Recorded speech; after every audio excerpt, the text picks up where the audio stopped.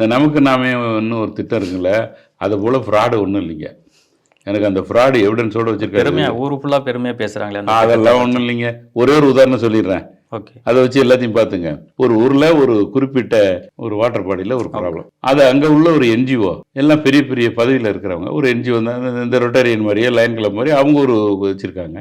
அவங்க என்ன சொன்னாங்க, அந்த இதை நம்ம செஞ்சால் இந்த இந்த இந்த இதில் கொண்டாந்து யாரும் அசிங்கப்படுத்த மாட்டாங்களே, இந்த இதை நம்ம சுத்தம் பண்ணிடலாமேன்னு சொல்லிட்டு ஒரு குழு அமைச்சு அவங்களுக்குள்ள அவங்க வேண்டியதை நல்ல எக்ஸ்பர்ட்டை வச்சு பார்த்தப்ப அதுக்கு 5 லட்ச ரூபா செலவாகும்னு அவங்க சொல்லியிருக்காங்க.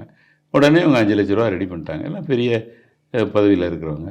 இதை கொண்டு கலெக்டர்கிட்ட கொடுத்தாங்க. இந்த மாதிரி 5 லட்சம் நாங்கள் செலவு பண்ணி எடுத்துட்டோன்னு, நல்ல ஸ்கீமாக இருக்கா, நீங்களே செய்யலாம்னு சொல்லிட்டு அங்கே உள்ள இந்த அரசியல் இது சேர்மன் மற்ற இதெல்லாம் இருக்காங்கல்ல, அவங்க தானே இதெல்லாம் பணம் சாங்ஷன் பண்ணுறது, அவங்கள்ட்ட போனாங்க. அவங்க என்ன சொன்னாங்க தெரியுங்களா?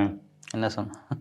நீங்கள் செய்யுங்க, ஆனால் 15 லட்சம்னு நீங்கள் செய்யுங்க, நாங்கள் ஒரு 15 லட்சம் தரோம், இந்த 5 லட்ச ரூபாயை நீங்கள் முடிச்சிருங்க, எங்களுக்கு ஃபண்டு வேணும், அது 25 ரூபாய் நாங்கள் எடுத்துக்கிறோம்.